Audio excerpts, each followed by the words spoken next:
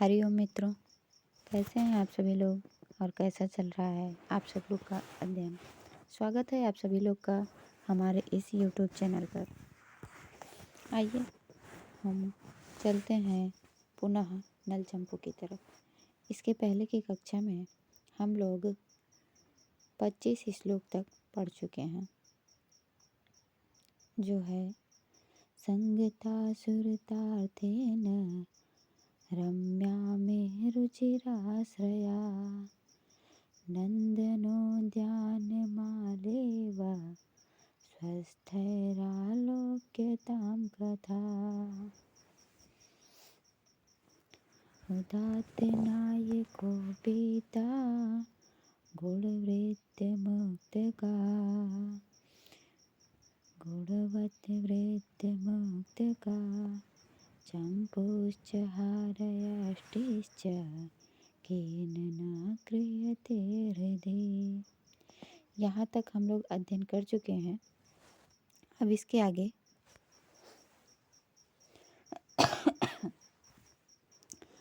अस्ति समस्त विश्वंभरा भोग भास्वत ललाम लीलायमानः समानः सेव्यतया नाकलोकस्य ग्राम्य कवि कथा बंध इव नीरसस्य मनोहरः भीम इव भारतालंकारभूतः कांताकुच मंडल स्पर्श इव अग्रणी सर्वविषयाणाम् अनधीत व्याकरण इव अदृष्ट प्रकृति निपात लोप उपसर्ग लोप वर्ण विकारः पशुपति जटाबंध इव विकसित कनक कमल कुवलयोच्छित उच्छलित रजः पुंज पुंजरित हंसावतंसया प्रचुर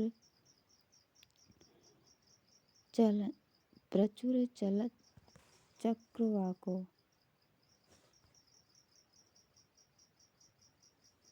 चक्रवाक कारंडव मंडली मंडित तीर्था भगीरथ। इसमें स्पष्ट दिखाई नहीं दे रहा है। भगीरथ धूम।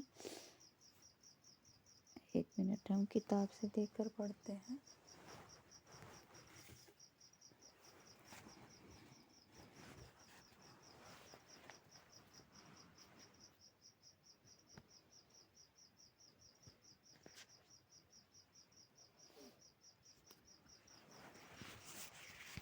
आर्यावर्त के वर्णन में है,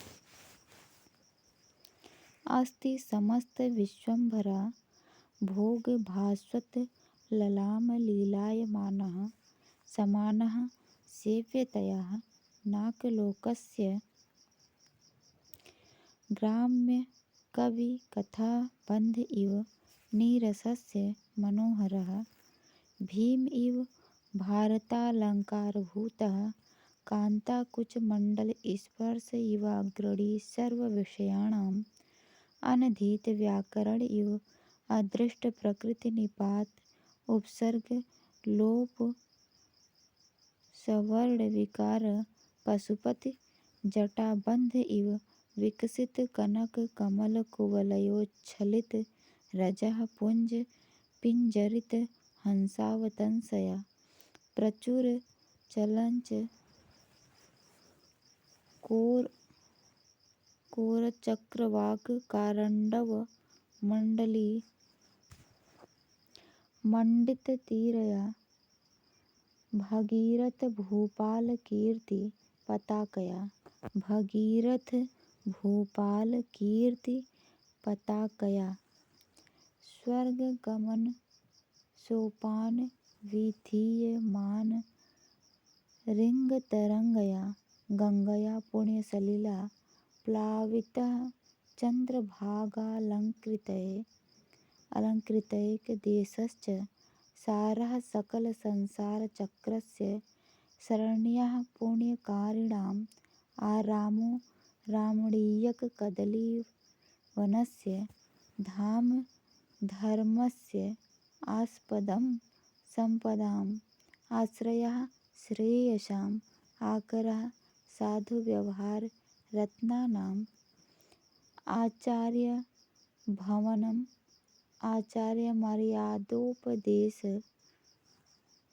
मर्यादोपदेशानाम् आर्यावर्तो नाम देशः।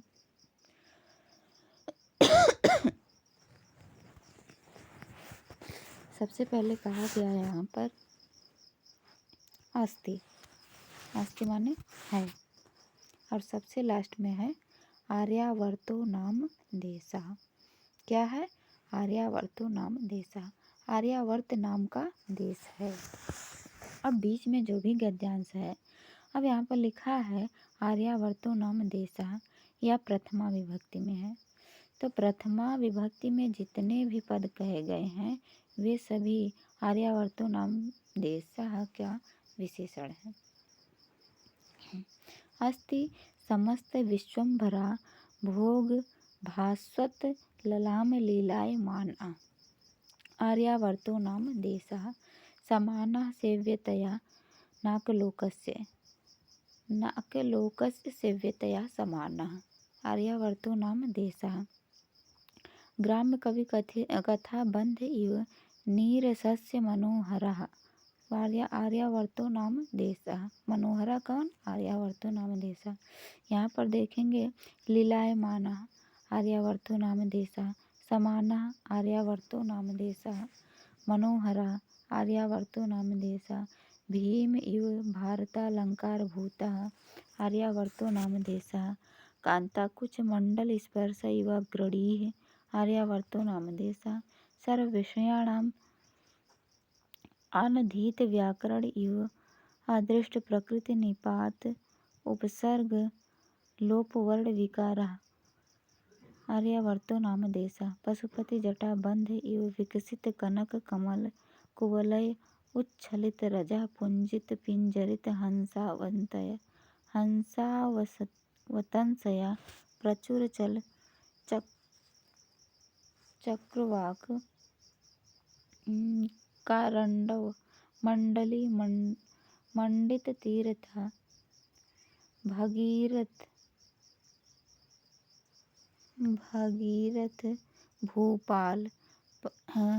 भूपाल कीर्ति पताकया स्वर्ग गमन सोपान वीथीयमान रिंग तरंगया गंगया पुण्य सलिलये प्लावित चंद्रभाग अलंकृतैक देशश्च सारः आर्यावर्तो नाम देशः सकल संसार चक्रस्य शरण्या आर्यावर्तो नाम देशः पुण्यकारिणाम् आरामो आर्यावर्तो नाम देशः रामणीयक कदलीवनस्य धामः आर्यावर्तो नाम देशः धर्मस्य आस्पदं सम्पदाम् आस्पदम् आर्यावर्तो नाम देशः आश्रयः आर्यावर्तो नाम देशः आकरः आर्यावर्तो नाम देशः आचार्य भवनम आर्य मर्यादा उपदेशानाम आर्यावर्तो नाम देशः।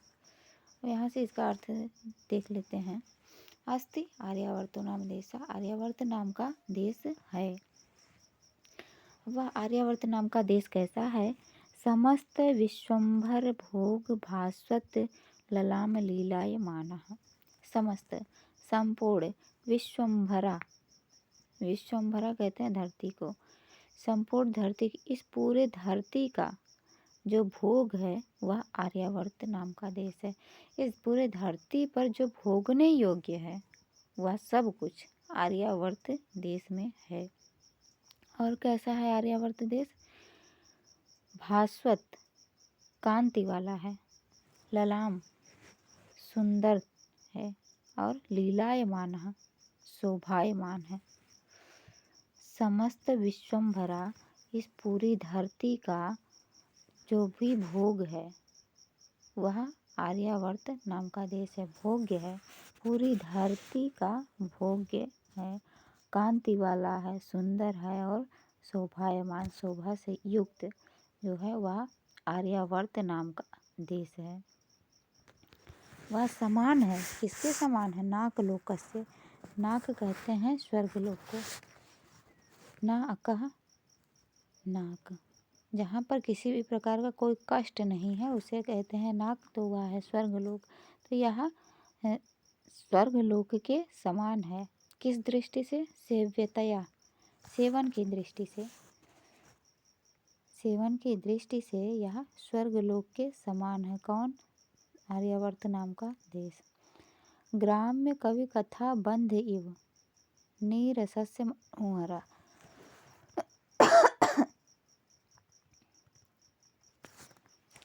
ग्राम में ग्रामीण और कवि कथा, ग्रामीण कथा और कवि कथा प्रबंध की तरह ही नीरस मनोहरा। कौन? आर्यावर्त नाम का देश। अब गांव की कथा नीरस और मनोहर, नीरसस्य मनोहरा कैसे है? कवि कथा प्रबंध नीरसस्य मनोहरा कैसे है? और उसी तरह का ही आर्यावर्त नाम का देश भी है।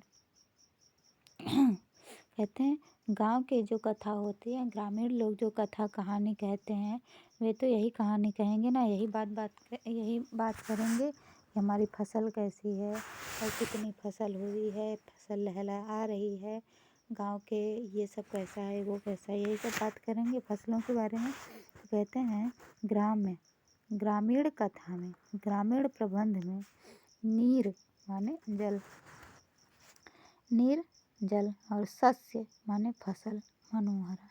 ग्रामीण जो कथा होगी वह जल और फसल से मनोहर होगी, जल और फसल की बात होगी उसमें।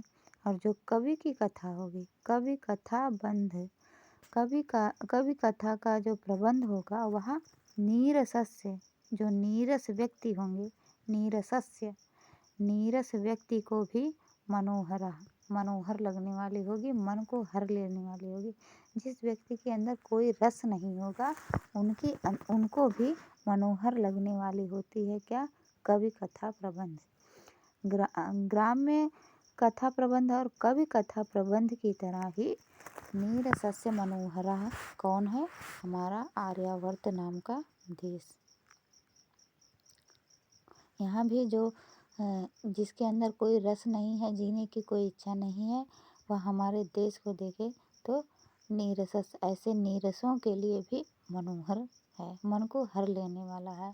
और हमारे देश में नीर अर्थात जल और सस्य माने फसल, जल और फसल से मनोहर है हमारा देश, सुंदर है हमारा देश। और कैसा है हमारा देश? भीम इव भारतालंकार भूता। महाभारत की कथा आप जानते होंगे। महाभारत की कथा में अलंकार भूत है, अलंकार स्वरूप कौन है? भीम। महाभारत की कथा में अलंकार स्वरूप भीम है। उन्हें भीम की तरह ही, जैसे भीम महाभारत में अलंकार स्वरूप हैं, उसी तरह से भारता, भा माने शोभा, शोभा में अलंकार भूता, अलंकार की तरह है। कौन? हमारा आर्यावर्त नाम का देश। शोभा में, कांति में भीम की तरह ही हमारा देश अलंकार से युक्त है। और आगे क्या कहते हैं? कांता कुच मंडल स्पर्शी व अग्रणी सर्व विषयाणाम। विषय कहते हैं भोग विलास को, सर्व विषयाणाम भोग विलास, और विषय कहते हैं स्थान को भी। कहीं किसी राजा के विषय में आया है कि उनसे किसी ने कोई सवाल पूछा कि आप किस विषय को अलंकृत कर रहे हैं, तो वहाँ पर है अर्थ है कि आप किस देश के रहने वाले, किस देश को आप अलंकृत कर रहे हैं, किस देश को आपके द्वारा अलंकृत किया जा रहा है। तो विषय का अर्थ है देश, स्थान। तो अब कहते हैं आर्यावर्त नाम का जो देश है वह सर्व विषयाणाम, सभी स्थानों में अग्रणी, आगे है, सभी स्थानों में आगे है। जितने भी आप स्थान देखेंगे उन सभी स्थानों में आगे अर्थात तीर्थ स्थल है, धर्म स्थल है हमारा आर्यावर्त नाम का देश। किसकी तरह अग्रणी है? तो कहते हैं कांता कुच मंडल स्पर्श इव अग्रणी। जैसे सर्व विषयाणाम सभी भोग विलासों में, सभी भोगों में, सभी विलासों में कांता अर्थात प्रिय, प्रेयसी, पत्नी, भार्या, जो कुछ भी आप कह लें, कांता का अर्थ वह सब कुछ ले सकते हैं। कांता प्रिय, प्रेयसी, पत्नी, भार्या इत्यादि के कुछ मंडल का, स्तन मंडल का स्पर्श जैसे सभी विषयों में अग्रणी होता है, उसी तरह से हमारा जो आर्यावर्त नाम का देश है वह सभी स्थानों में अग्रणी है। आगे बताते हैं अनधीत व्याकरण एवं अदृष्ट प्रकृति निपात उपसर्ग लोप वर्ण विकार। जो व्यक्ति, अधीत माने होता है अध्ययन किया हुआ, पढ़ा हुआ, तो कहते हैं अनधीत व्याकरण, जो व्याकरण को पढ़ा नहीं है, जो व्याकरण का अध्ययन नहीं किया है, ऐसे अनधीत व्याकरण एवं न पढ़े हुए व्याकरण व्यक्ति की तरह, जो व्यक्ति व्याकरण नहीं पढ़ा है ऐसे लोगों की तरह ही, जो व्यक्ति व्याकरण नहीं पढ़ा है तो वो क्या करेगा? अदृष्ट, नहीं देख पाएगा। क्या नहीं देख पाएगा? प्रकृति माने धातु, प्रकृति धातु, निपात, उसमें निपात क्या है? उपसर्ग क्या है? धातु से पहले जो लगता है उसे कहेंगे उपसर्ग। उसमें कौन सा उपसर्ग लगा है उसको नहीं देख पाएगा। अदृष्ट लिखा है ना, अदृष्ट प्रकृति, अदृष्ट नहीं देख पाएगा। क्या क्या नहीं देख पाएगा? प्रकृति को नहीं देख पाएगा, निपात को नहीं देख पाएगा, उपसर्ग को नहीं देख पाएगा, लोप को नहीं देख पाएगा, किसका लोप हुआ है, और वर्ण विकार, वर्णों का विकार नहीं देख पाएगा कि मूल शब्द तो राजन था, राजन में राजा कैसे बचा, वह अन कहाँ चला गया, उसको वह नहीं देख पाएगा। कौन नहीं देख पाएगा? जो व्याकरण का अध्ययन नहीं किया है। अनधीत व्याकरण, जिसने व्याकरण का अध्ययन नहीं किया है उसके लिए वह प्रकृति, निपात, उपसर्ग, लोप, वर्ण विकार इत्यादि को नहीं देख पाएगा। उसी तरह से ही, उसी तरह है हमारा आर्यावर्त नाम का देश। अनधीत व्याकरण अदृष्ट की तरह ही हमारा देश भी है। जैसे अनधीत व्याकरण व्यक्ति यह सब नहीं देख पाता है, उसी तरह से हमारा देश भी है जो प्रकृति, निपात, उपसर्ग, लोप, वर्ण विकार नहीं देख पाया है, अभी नहीं देखा है। तो अब दोनों के लिए अर्थ हमने एक के लिए तो बता दिया, अनधीत व्याकरण के लिए अर्थ क्या होगा? प्रकृति माने धातु, निपात एक शब्द होता है जो कभी कभी पद पूर्णार्थक होता है, कभी उपमार्थक होता है निपात, तो इस तरह से कहीं समुच्चय के अर्थ में होता है निपात। तो जो व्याकरण नहीं पढ़ा वो नहीं देख पाएगा। उपसर्ग जो धातु से पहले लगता है, लोप कहीं कहीं वर्णों का लोप हो जाता है, कहीं वर्णों में विकार हो जाता है, तो इन सब को जो व्याकरण नहीं पढ़ा वो नहीं देख पाएगा। उसी तरह से जो भारत आर्यावर्त नाम का देश है वह भी इन सब को नहीं देखा है। तो प्रकृति का अर्थ होता है प्रजा, प्रजातंत्र में प्रकृति का अर्थ है प्रजा। आर्यावर्त नाम का जो देश है वह प्रजा में निपात नहीं देखा, अदृष्ट नहीं देखा है। प्रजा का निपात मतलब पतन, प्रजा का पतन नहीं देखा है। निपात उपसर्ग, लोप, उसमें उनका लोप नहीं देखा है, उनके वर्णों में विकार नहीं देखा। ब्राह्मण, क्षत्रिय, वैश्य, शूद्र जो वर्ण हैं वह अपने वर्ण के कार्य को छोड़कर किसी अन्य वर्ण का कार्य करने लगे तो ये होगा विकार। तो ऐसे विकार को इस आर्यावर्त नाम का देश नहीं देखा है। आगे देखेंगे, यह स्पष्ट हो गया होगा। पशुपति जटा बंध एवं, पशुपति के जटा बंध की तरह है कौन? आर्यावर्त नाम का देश। तो पशुपति की जटा कैसी है? विकसित कनक कमल कुवलय उच्छलित रजः पुंज पिंजरित हंसावतंसया प्रचुर चलत चक्रवाक कोरत चक्रवाक कारंडव मंडली मंडित तीर्थया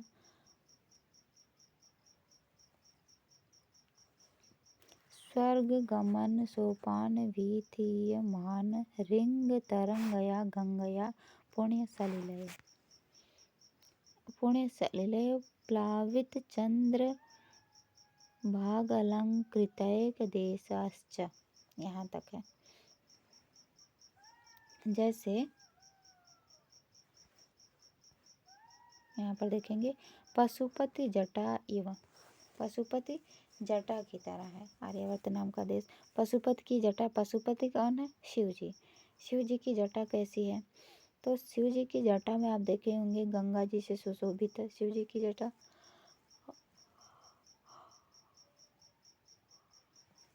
और कैसी है शिव जी की जटा? चंद्र से सुशोभित है। शिव जी की जटा में चंद्र भी है और गंगा भी है। तो कहते हैं शिव जी की जटा में गंगा है, तो इस आर्यावर्त नाम के देश में भी गंगा जी हैं। यहाँ भी गंगा जी हैं,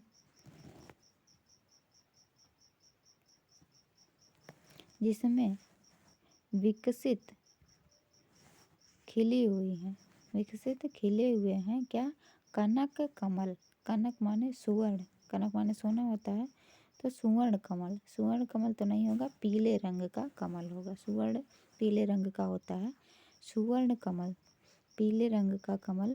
और कुवलय, कुवलय कहते हैं नील कमल को। पीला कमल और नीला कमल खिला हुआ, और उस कमल से उच्छलित हो रहे हैं, उछल रहे हैं, निकल रहे हैं क्या? रजह। रज कहते हैं पराग को।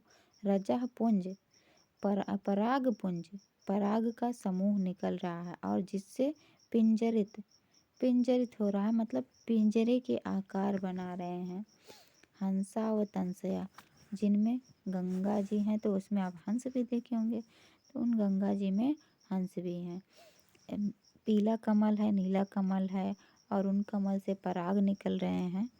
पराग से पराग पुंज से, पराग समूह से पिंजरित हो रहे हैं, और जिनमें हंसावतंसया, हंस भी उनमें चहचहा रहे हैं। और प्रचुर चलत चकोर चक्रवाक, प्रचुर मात्रा में चल रहे हैं, उसमें खेल रहे हैं।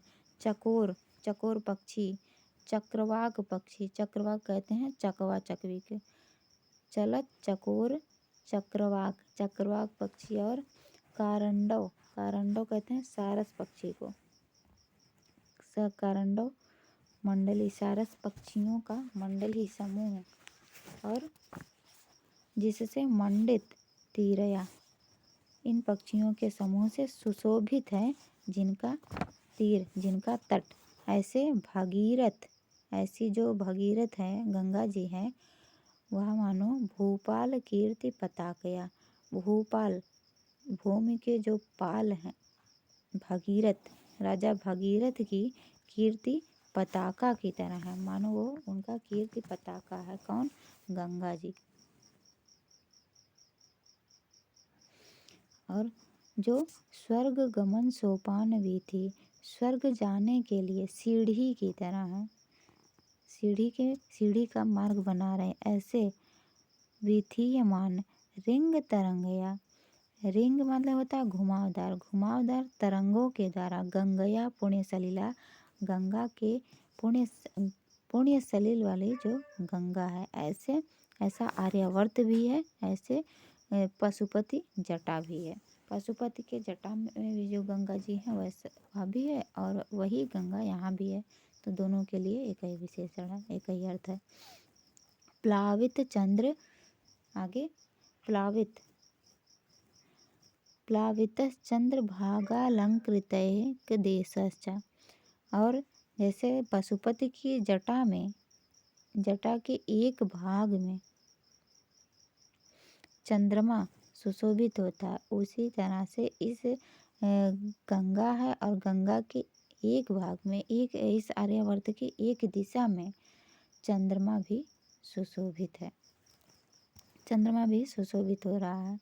सारः सकल संसार चक्रस्य, यह सार है, निचोड़ है। कौन? आर्यावर्त नाम का देश।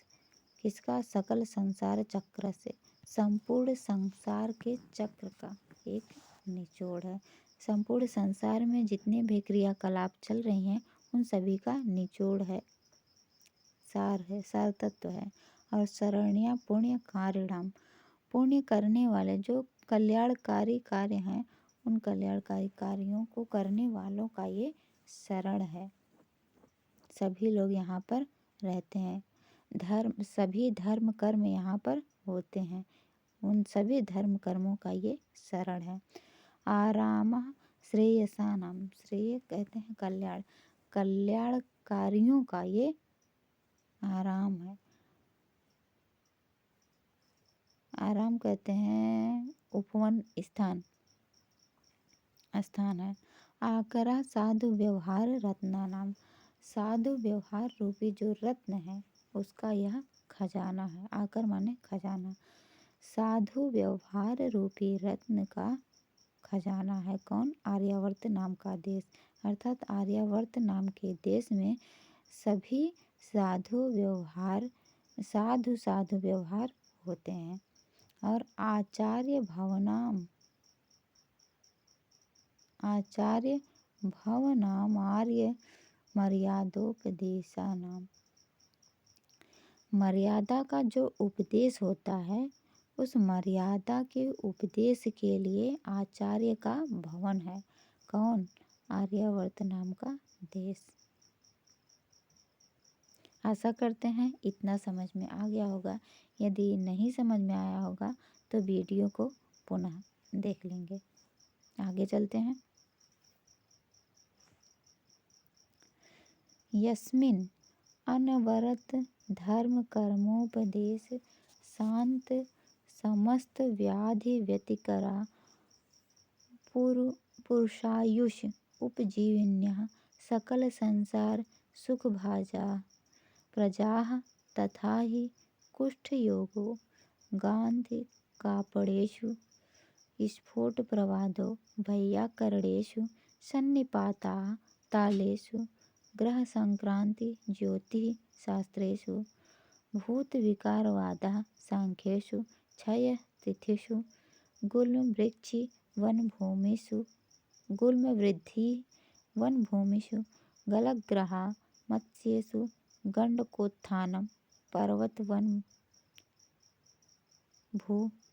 भूमिषु शूल संबंध भंडिकायतनेषु दृश्यते न प्रजासु।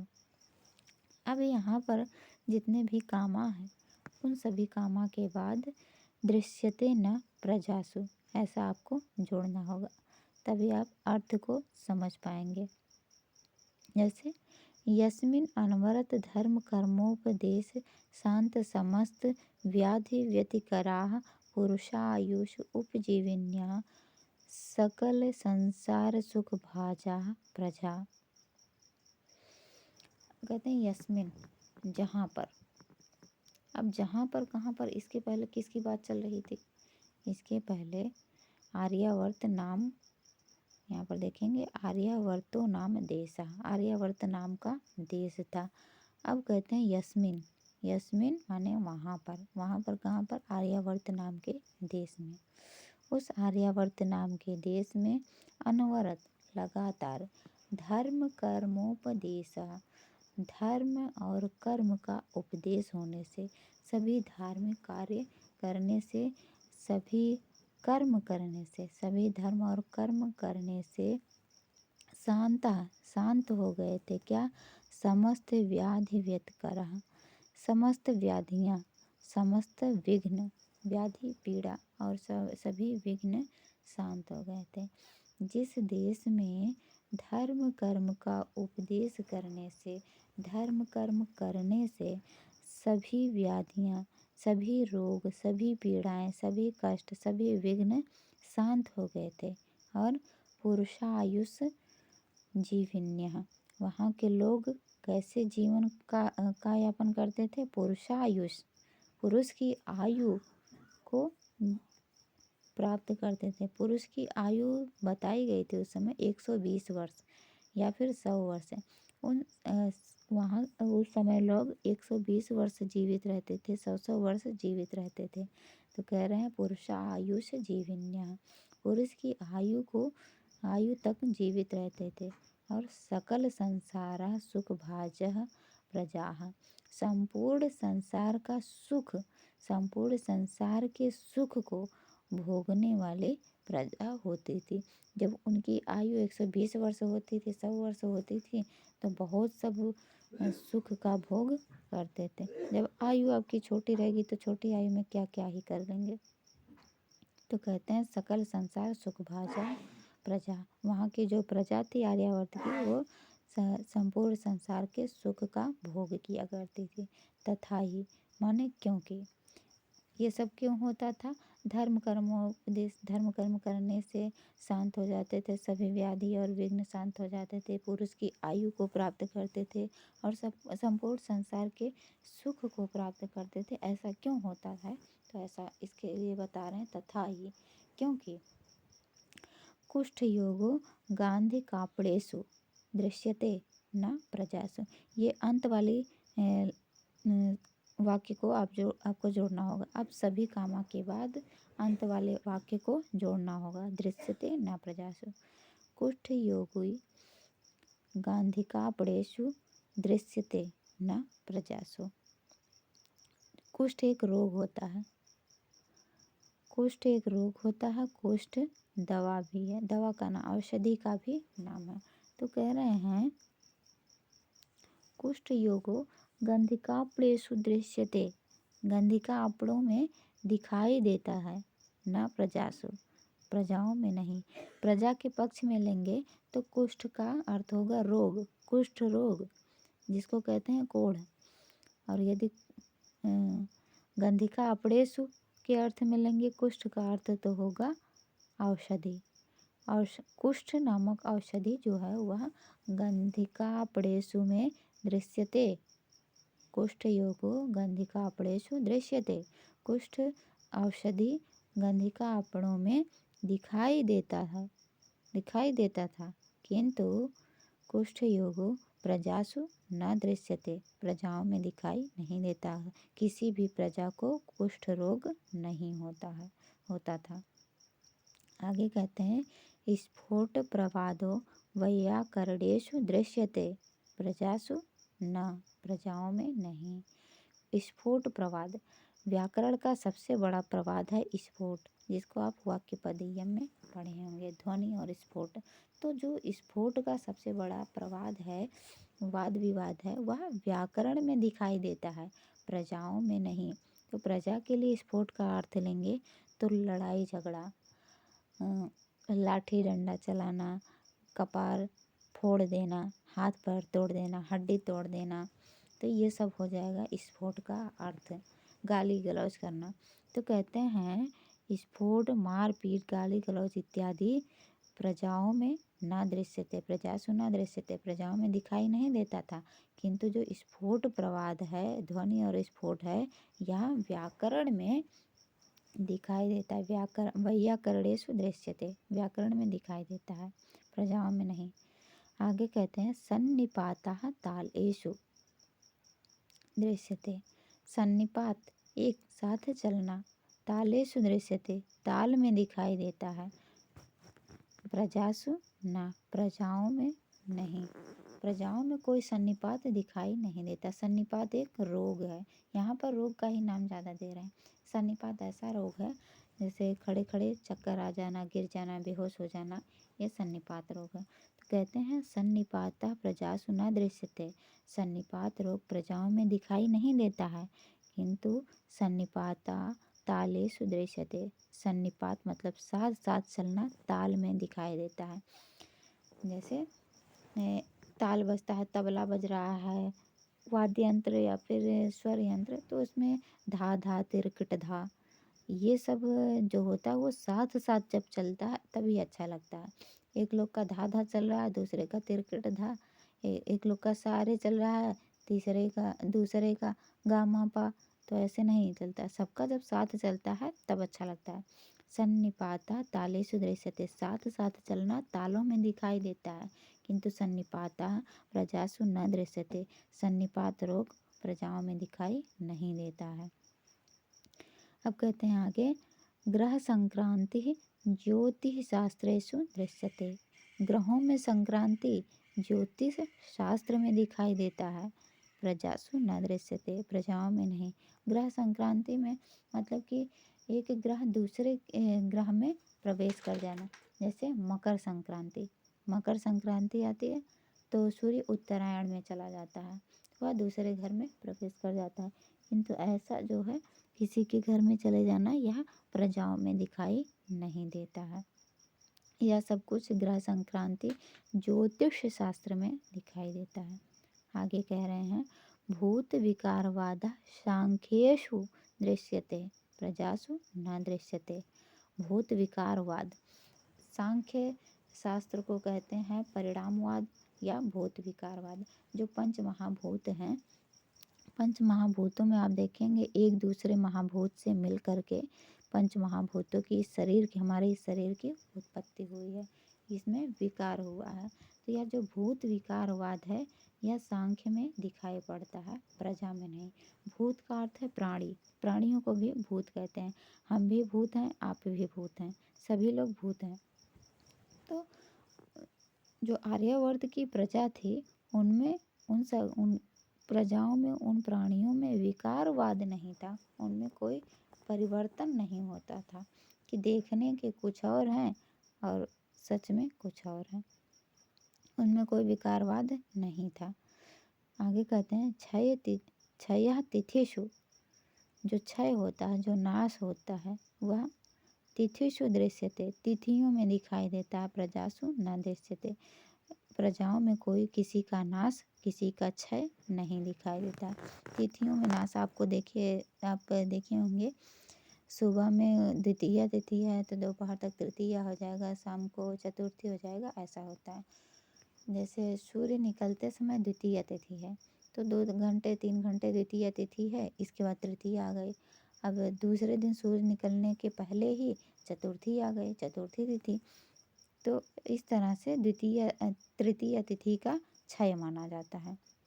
तो कह रहे हैं क्षय तिथि सुदृश्यते, क्षय तिथियों में दिखाई देता है, प्रजाओं में नहीं।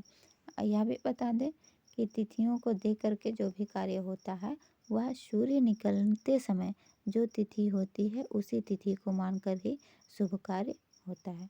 सूर्य निकलते समय जो तिथि है उसी को ही माना जाता है। तो ये समझ गए होंगे, क्षय तिथियों में होता है, नाश तिथियों में होता है, प्रजाओं में कोई नाश नहीं था, किसी का कोई क्षय नहीं था। आगे कह रहे हैं, गुल्म वृद्धि वन भूमिषु दृश्यते न प्रजासु। गुल्म एक प्रकार का वृक्ष है जो जमीन को फोड़कर निकलता है। तो वह जो गुल्म वृक्ष है उसकी वृद्धि वन की भूमियों में होता था, वन की भूमि में दिखाई देता था, प्रजाओं में नहीं। तो गुल्म एक रोग भी है जो गले में होता है, वह गुल्म रोग प्रजासु न दृश्यते, प्रजाओं में नहीं दिखाई देता है। आगे कह रहे हैं, गलग्रह मत्स्येषु दृश्यते, गले का ग्रहण करना, गला फंसना मछलियों में दिखाई देता है, प्रजाओं में नहीं। प्रजा में किसी के गले में कुछ नहीं होता, गलग्रह होता है प्रजाओं में, गले में ऊपर का गले में कुछ उठा हुआ भाग होता है, उसको कहेंगे गलग्रह। फूल जाना, गला फूल जाता है, उसमें सूजन हो जाती है, तो वही होता है गलग्रह। तो वह जो गलग्रह रोग था वह प्रजाओं में नहीं था, मत्स्येषु दृश्यते, मछलियों में दिखाई देता था। मछलियाँ लोग पकड़ते थे तो उनके गले में कांटा फंसाते थे, तो गले का फंसना, गले का ग्रहण होना यह मछलियों में दिखाई देता था। आगे कह रहे हैं, गंडकोत्थानम पर्वत वन भूमिषु दृश्यते। गंडक उत्थान, गंडक कहते हैं गेंडों को, गेंडे का उत्थान पर्वत में, पर्वत की वन भूमियों में दिखाई देता था, प्रजाओं में नहीं। गंडक कहते हैं फोड़े फुंसी को भी। तो वह जो प्रजा थी आर्यावर्त की, उन प्रजाओं में गंडकों का उत्थान नहीं था, उनमें कोई फोड़ा फुंसी किसी को नहीं होता था, गंडकों का उत्थान नहीं था। आगे कहते हैं शूल संबंधश्च चंडिकायतनेषु दृश्यते। शूल माने त्रिशूल, त्रिशूल से युक्त चंडिका के शरीर में, चंडिका मतलब त्रिशूलधारी माता कौन है? नौ दुर्गा। तो उनमें दिखाई देता था, प्रजाओं में कोई शूल, शूल माने कांटा भी होता है, किसी के हृदय में किसी के लिए कुछ शूल जैसा कि किसी को देखकर कोई चुभता हो, तो इस प्रकार की कोई भावना प्रजाओं में नहीं थी। वह जो शूल संबंध था वह चंडिका के शरीर में, चंडिका के आयतन में दिखाई देता था, प्रजाओं के आयतन में कोई भी शूल संबंध दिखाई नहीं देता था। तो आज के लिए हम इतना देखते हैं। इसके आगे का हम कल के वीडियो में देखेंगे। वीडियो देखने के लिए आप सबका बहुत बहुत धन्यवाद। आशा करते हैं कि आप सबको समझ में आया होगा। यदि नहीं समझ में आया होगा तो वीडियो को पुनः देखिएगा। तब तक के लिए नमो नमः।